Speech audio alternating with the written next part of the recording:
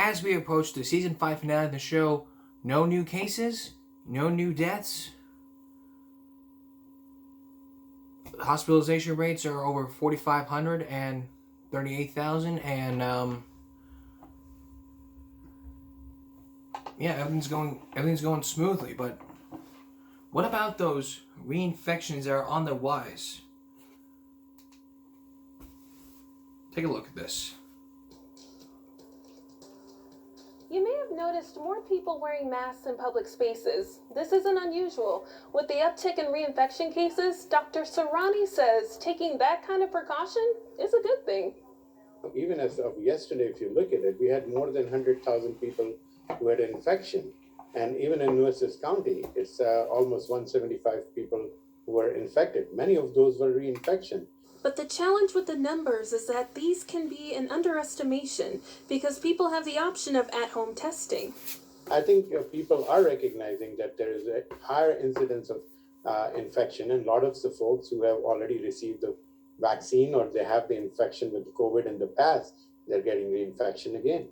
Dr. Sarani says the vaccine is doing its job, which is preventing serious illness and hospitalizations.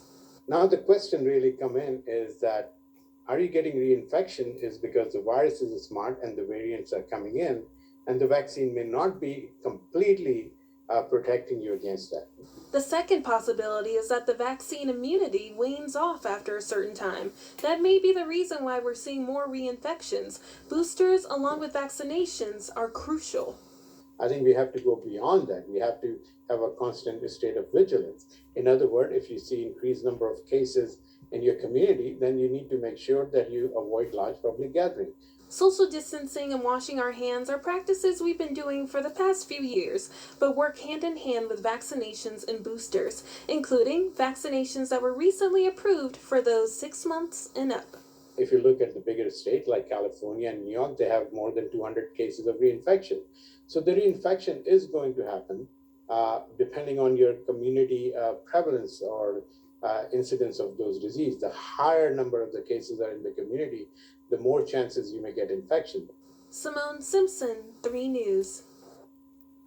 So what can we do to prevent reinfections from happening? Well, here's what you can do. If you follow these tips for 2 years, then that's good. Keep following those tips, which I'm about to explain to you, and maybe you won't get those reinfections. You need to wear your mask. Take extra precautions. If you're vaccinated and boosted, make sure you take extra precautions by wearing your mask. Social distance, 6 feet or more. Hand washing. It's that simple to hand wash, really. Soap, water, 20 seconds. That's all it takes. You can't take 20 seconds out of your life to wash your hands. Really? You can't take 20 seconds out of your day to wash your hands when it's part of health. Also, if you're riding the bus, do the same thing. Take extra precautions. And quarantine. This is a big one. If you are quarantined, you need to make sure that you stay quarantined for 5 days. If you have COVID, stay within 5 days. After the 5th day, get tested again. If you're negative, you're good to go back to work, but send in the paperwork. If you're negative, that's another 5 days for you. But do not leave quarantine to go get something to eat, go talk to your friends, go talk to your neighbors or whatever. No. The only time you need to leave quarantine is if you need to go take out the trash in your house or go check the mail. After that, you go back in. Because if you're quarantined, because if you got COVID, you could be spreading it to anyone else, and it'll be your own fault.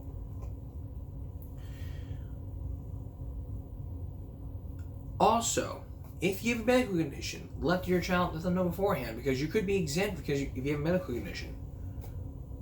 Also, everyone's eligible to get the vaccine. If you have a question about the vaccine and you want to know the side effects, you can look it up on the internet or ask your doctor. If it's against your religion, that is fine. And there have been times I may have asked people why are they not getting vaccinated because it's against their religion. And that's not, but I may ask them, and it's like,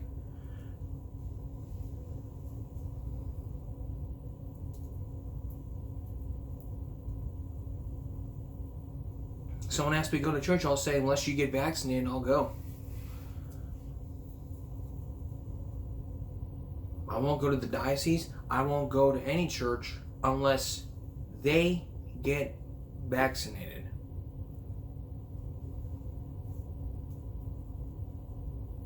Which, we're supposed to update you, but now, let me give you a little up-to-date here. Now we get into the COVID tips. Before we go on break, I want to let you know that if you've been following the Cata Uriarte story, she now works for the diocese after that port scandal that got her fired from Channel 6. This was from the Chronica, and now months later, she's working for the diocese, and I'm proud to say she's a member of my fan club.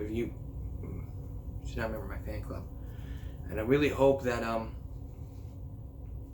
you get to meet her one day. I get to meet her again one day, and she'll get to work for free. Maybe, I don't know. Next, our greatest hits continues with the number one hit, vandalism. Then, you're going to meet a student and a stepdad who are outrageous that he won't be able to ride the bus anymore because of the new Crowell High School. And also, we're going to tell you about crowded lunch. And then later, shortages from bus drivers to teachers. Coming up. Up front tonight, I hate vandalism. There's no excuse. I have no tolerance for it. So when I see people vandalizing school property, I think of juveniles. These people that are juveniles that just don't care about school. They hate school. They want to vandalize property not knowing that it's against the law. And in the state, if you commit vandalism, these are the punishments. If the damage between $750 to $2,500 is a crime, is a Class A misdemeanor and is punishable up to $4,000 in fines and up to a year in prison. $2,500 and $30,000 is a crime, is a state jail felony, is punishable up to $10,000 in fines and between 180 days and 2 years in jail. And it's also a violation of Section 21.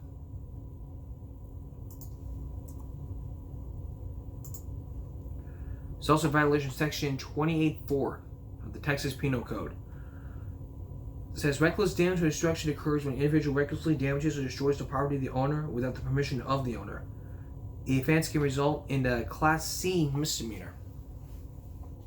So remember that. If you vandalize in Texas, this is what's going to happen.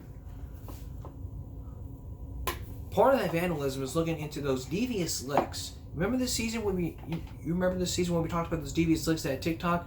Well, TikTok has banned those, and now kids can find a way to misspell devious and add the licks to it. And that is causing some problems, so let's take a look. Oh, school property is safe. We begin tonight with a social media stunt causing serious damage at local schools. The TikTok challenge encourages kids to steal things from classrooms and vandalize their school. Thanks so much for joining us at 10 o'clock. I'm Elizabeth Kling. And I'm Curtis Maine. The news also streaming on CBS in Sacramento, and CBS 13's Laura Hafley is live in Elk Grove with some fed-up parents. Laura. Well, school districts are reminding their students tonight that vandalism and stealing are crimes. This after a social media challenge has encouraged students to record themselves while breaking the law on school property. It's a viral TikTok challenge gone wrong. A devious TikTok trend gone viral. Students record themselves stealing school supplies and trashing bathrooms for fun. As soon as I mentioned the name of the challenge, you started nodding your head. Yeah, because I've seen it on TikTok. The hashtag #DeviousLicks was removed from TikTok for violating guidelines, but with students spelling the hashtag slightly different, the trends continue to gain momentum in the classroom. Now that students have access to cell phones all day long, spending time on social media is easier than ever, and TikTok challenges are going viral every single day, but none quite as destructive as this one. Northern California students are taking part. I mean, to me, it's still stupid in a sense. You're recording yourself. That's kind of more like evidence. Ed Buño is a parent at Franklin High in Elk Grove. Stop, man. I mean, this is a place of learning, you know what I mean? You're supposed to respect it. CBS 13 obtained an email sent out by the school's principal explaining to parents in part, "We had to close restrooms last week due to the vandalism." An email was also sent out by Mesa Verde High School in Citrus Heights, their administrative team, writing, "Unfortunately, this trend has hit MVHS in the form of theft, broken items, and vandalism across our campus." And pictures of Pleasant Grove High School bathrooms have surfaced as well. Well, it's disrespectful because, the teachers and the staff, some of them put their own money into this and trying to make it look nice. So when you steal this, you're putting more stress on them. We asked Ayla Buño why she thinks the trend has gone viral. So I think trying to be cool and trying to get attention is the main reason they're doing this. Elk Grove Unified School District tells us principals across the district are meeting tomorrow to discuss this issue further. And we did get a chance to actually speak with a custodian that works at one of the schools. And he didn't want to go on camera, but what he told us is a lot of this destruction lands on him. He's cleaning bathrooms more than he should. He's having to replace soap dispensers. So next time you want to participate in this challenge, just think of guys like that, people like that who end up having to deal with the consequences. Now let's go to Richmond, Virginia, where a month ago, vandalism happened. I spoke with Richmond police, and they say this all started with a phone call this morning about a broken window at a Richmond school. But when officers stepped inside, what they saw was that the damage was much more extensive. This is the aftermath of what Richmond police are calling an act of vandalism at Lincoln Elementary. Furniture, paint, the vending machines thrown onto the ground with refrigerators thrown over as well. The images are stunning. You can see the shattered glass at almost every turn. A staff room completely ransacked with school supplies thrown across the floor. And a school community wondering why anyone would do this in the first place. Parents and families are concerned, as they should be, that schools are safe havens, and we are doing everything in our power to ensure that they continue to be safe places for students to learn. Brian Phillips is a spokesperson for the West Contra Costa Unified School District. He tells me that 2 additional schools in Richmond's Iron Triangle were also vandalized over the weekend, including Nystrom Elementary. Police say a local charter school near the Richmond Marina was also vandalized. A school official says the impact goes well beyond the physical damage that was done. When these types of acts of violence come into the space that they consider safe, it does alter their idea of what school provides them. Not only that education, but that sense of safety. Police tell me that these incidents may be connected to a specific group of juveniles, but are still investigating. They also tell me the motive is unclear at this time and are asking the public for any help to track down those responsible for this damage. In Richmond, Pete Serratos, NBC Bay Area News. Jeez. When we come back, police investigate vandalism at a school with 2 suspects accused of breaking into the school.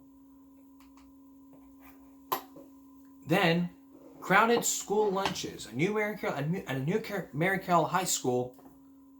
Lots of people are not getting their lunch, not getting their fill because of crowded lunches. Stay with us.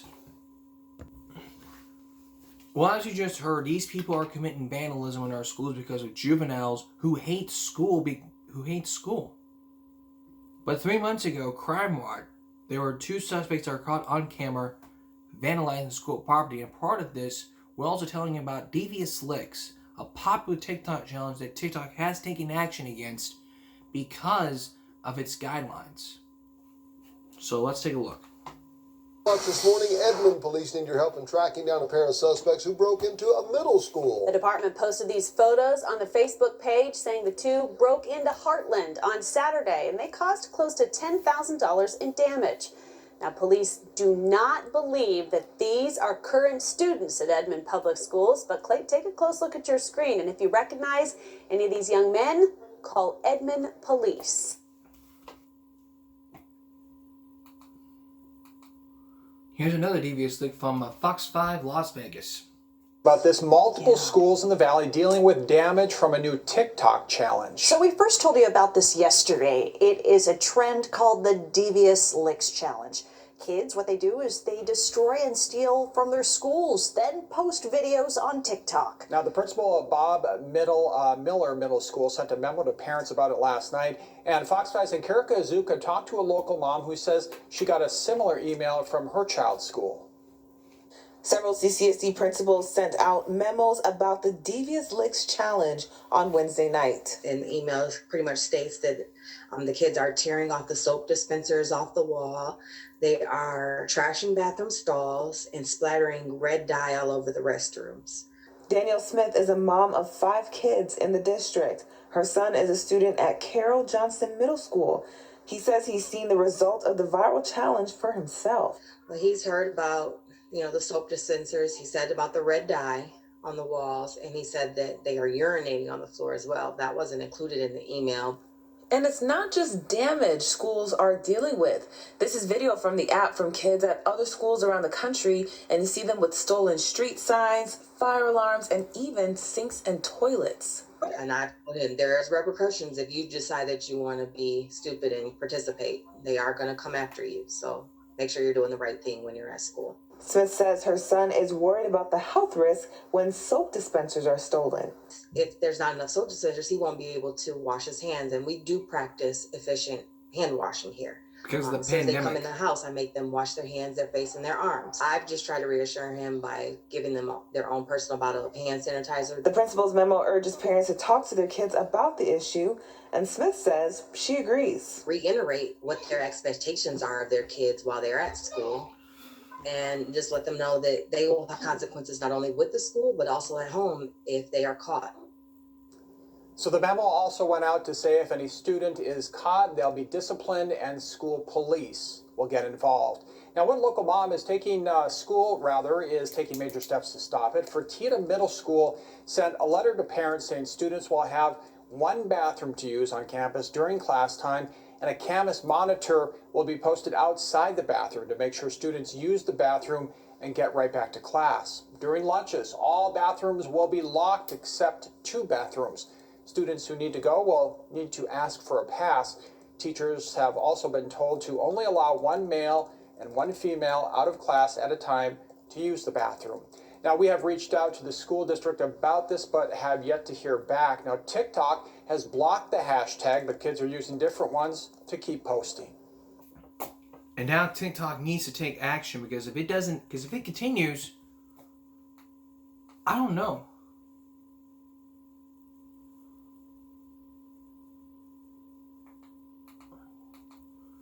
I mean, senior pranks have also been the cause of vandalism.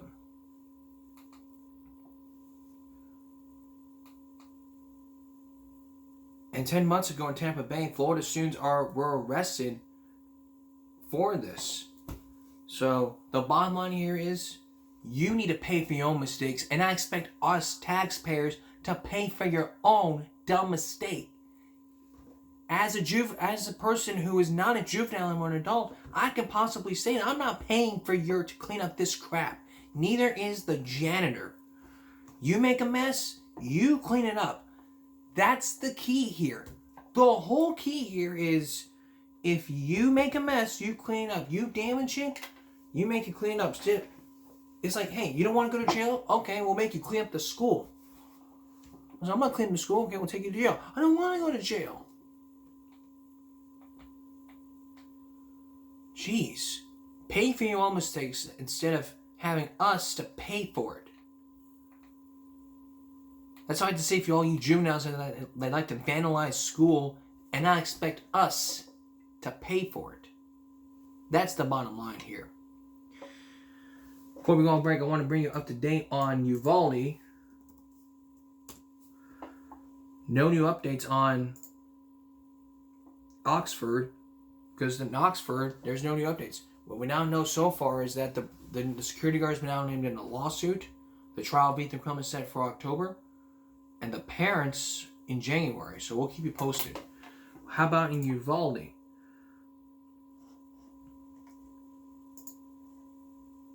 Well, just 2 days ago, Just 2 days ago, the father of McKenna Elway Taylor speaks out for the first time following that mass shooting that happened 2 months ago. And also 2 days ago, Beto O'Rourke, the gubernatorial candidate snaps at heckler who appeared to laugh as he discussed the Uvalde shooting at a town hall meeting. We'll play you that video. Actually, I'm not going to play the video because I feel like he laughed at the shooting and it's pretty disgusting to laugh at something that happened. It's not funny. This is very serious. People have died in this mass shooting. If he comes out laughing saying, people die all the time, they're going to point at your face and they're going to say, how dare you? My child died in this shooting. My child died. I'm still suffering and you want to laugh? It's not okay to laugh. You think it's funny? You think it's funny to laugh at someone who got killed? You little bitch. I wonder why you're not laughing at me right now because I don't think people are dead. Why don't you make you my bitch? Yeah, why don't you make him my bitch? I'm telling, like, I don't use hairspray myself. Like how would you laugh at someone who died? Get your ass up there and get him. Certainly no one in trouble.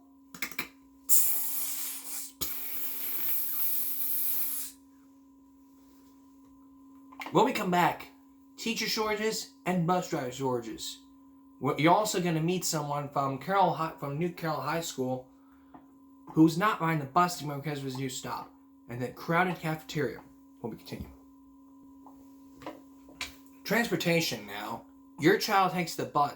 It's been happening a lot. A lot of bus drivers are quitting, not only because of the pandemic, but because of the security issues. That's the main reason why bus drivers are quitting is because of the pandemic. Take a look. The wheels on the school bus are having a hard time going around in school districts across the country, as many struggle to find bus drivers, putting more pressure on parents. I'll have to go to the elementary school, take that child home, and then come back to the middle school and the high school, and they both get out at the same time.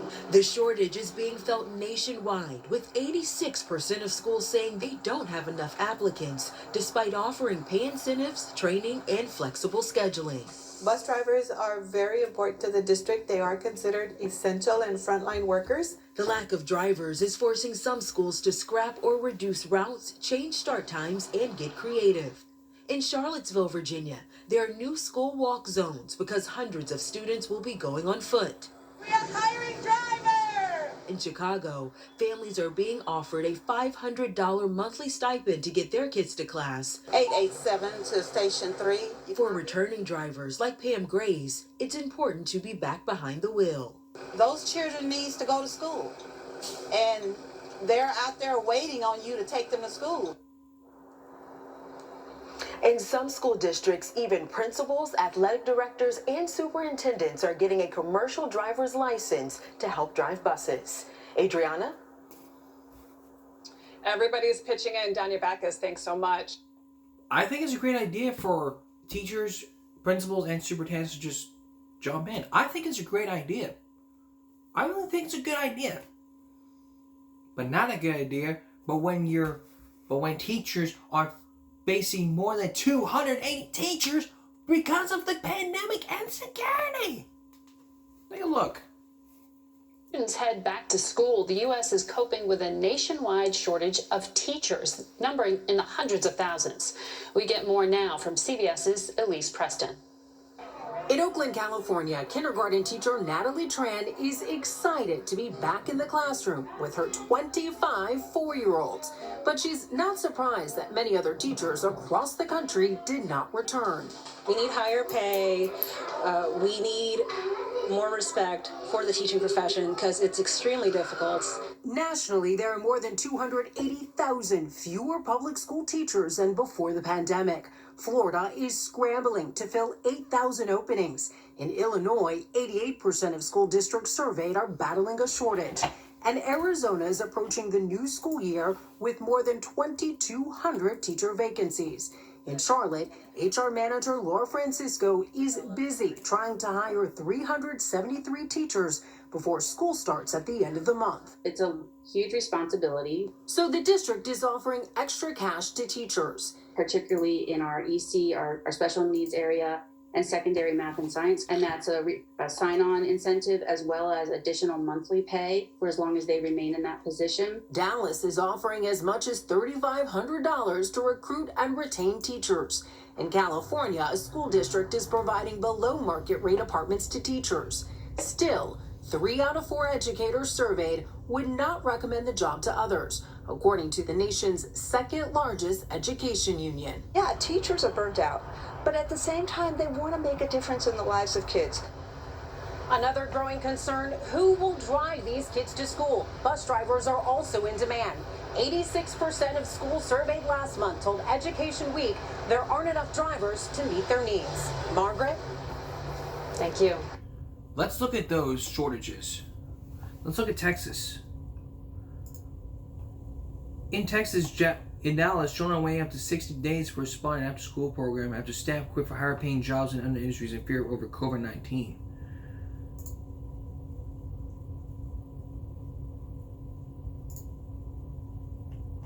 In Maine, a bus driver had retired from bus driving. Started driving again for years. California, Georgia school crossing guards leaves Long Beach parents uneasy about kids walking to school. In Arizona, a bus driver shortage has arrived at Perry Unified School District, leaving drivers to cover additional routes that put them sometimes hours behind schedule. In Michigan, returned to remote learning after several teachers temporarily resigned. Students returned to classified to hiring 3 new teachers in 1 week. That's just outrageous. And speaking of buses, imagine this. You go to your new school and start to realize that it's not part of the bus stop anymore. So what do? You are about to meet you're about to meet a student who has to walk 42 minutes and an angry dad who says he pays his tax dollars for him to get on that bus and get him to school. So what does the school have to say? Now keep in mind, this is a new Cal High School building that is paid for with the CCISD's tax dollars. Thank God I'm not in CCISD anymore, so I get to talk crap about them. But not doing their part. Take a look. It might be the first week of school, but this is the last time Vaughn Yarbrough, I don't like it, will be stepping off the school bus. The 15-year-old was looking forward to his sophomore year at the new Mary Carroll High School, but all that changed when he was told he lives too close. I can't just walk over there. This is my only way to come back and to school. Because it's less than 2 miles. His bus stop about 1.5 miles away at Wapentate and Aaron. They didn't send any notice to the parents whatsoever, and just started telling the kids that, next week they're going to get their own way to school and home. Dan Stiefel is Vaughn's stepdad. He says when they signed him up to attend the new school, the bus stop was advertised as staying in the same spot. We both work. We're going to have to figure something out. He's too young to get a driver's license. He can't get a hardship license. Most likely, he will now have to walk the distance. His parents, furious. Walking down a state highway, crossing 2 major streets. So just how long will that take? We checked it out. After leaving Carroll, Vaughn will first cross a busy Saratoga Boulevard. So after about a 20-minute walk down Saratoga, the student will then have to cross another busy intersection, that being Saratoga and Weber, before making a turn. A block down, he'll walk through this neighborhood past Grand Middle School. It will now take 42 minutes for that student to reach his bus stop because CCISD says that student is no longer eligible to ride the school bus. That's because of the location of the brand new Mary Carroll High School. I pay taxes just like everybody else. Exactly. I'm sure I'm not the only one. We're not the only one in this situation. So we reached out to CCISD, who told us that about 3 to 4 other students are being impacted by this stop alone.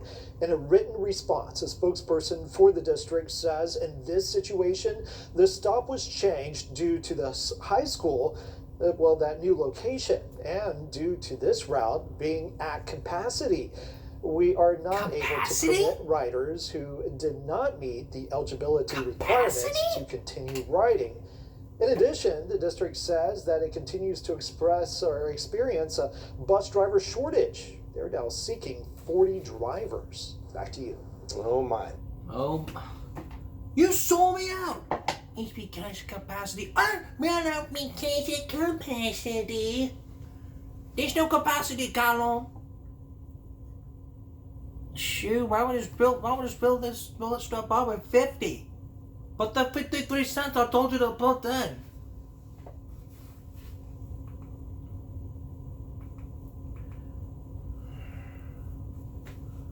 Well, we're reaching the end of our finale, but we're out of time, so Sunday is going, which is today, is going to be the season 5 finale of the show. And at that time, what I'm going to start doing is providing you with a transportation plan, so that you actually, you know what? Let's do that transportation plan. And I got something planned for you guys tomorrow, which is today. So let me get the brake board. Basically, if you've been watching the show, it's basically a little dry erase board. So what I recommend you do is to make a chart. Like have a plan A. Make a little T-chart here. A little chart right here. Put down A and put down B. Put this is A, this is B. Your plan A in transportation would be the bus. Sometimes you would walk or drive. Bus, walk, drive.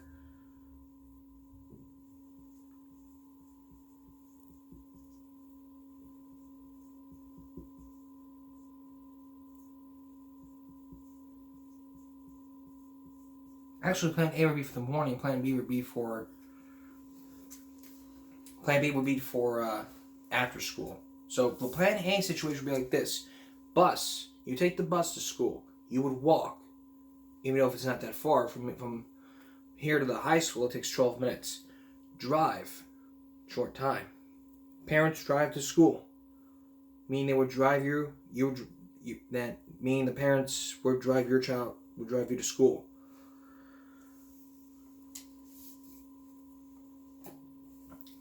Now, the B thing would be for after school. So A is before school, the B is after school.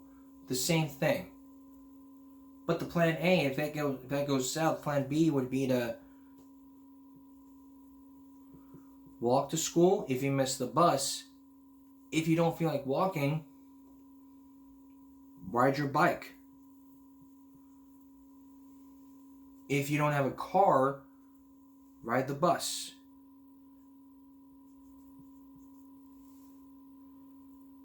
If your parents are at work and they can't drive you to school, then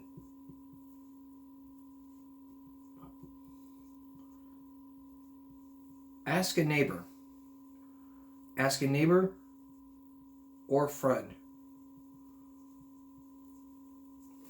Alright, so let's review this. Your plan A transportation would be bus, walk, drive. Parents would make you drive to school. That's your plan A. Plan B would be if you miss your bus, you would walk. If you don't feel like walking, then you can ride the bus. If you don't have a driver's license, then you can ride the bus. If you're eligible for a bus ride. Ask your neighbor.